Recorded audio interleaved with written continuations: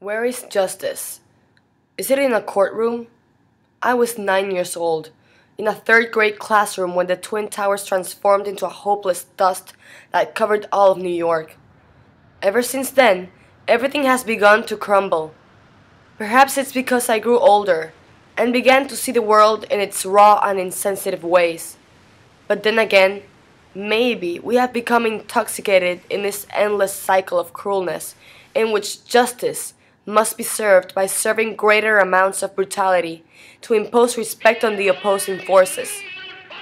In July of 1961, psychologist Stanley Milgram was trying to explain how humans could accomplish great and atrocious acts, such as the Holocaust, without someone saying, "This is unethical, and I am not going to do it." Because let's face it, if everyone would have responded that way to the Führer, it would have been a different story. He set up an experiment to test if a person was willing to give electrical shocks to another person, if they thought that those were the orders from above. Is this ethical? What would you have done? Would it surprise you to know that more than 65% of the subjects administered a fatal 450 volts to another person when instructed that it was part of the experiment? Is this how all human cruelty is justified?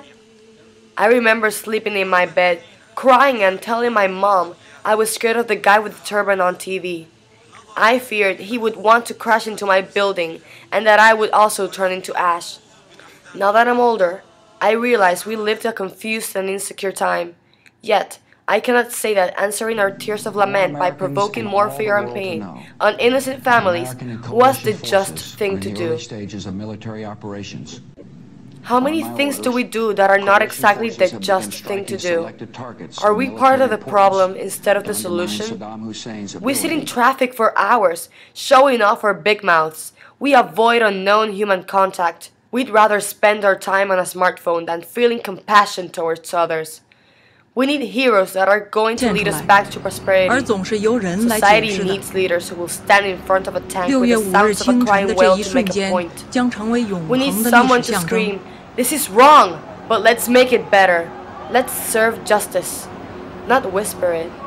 Maybe that someone is you. Maybe it's all of us.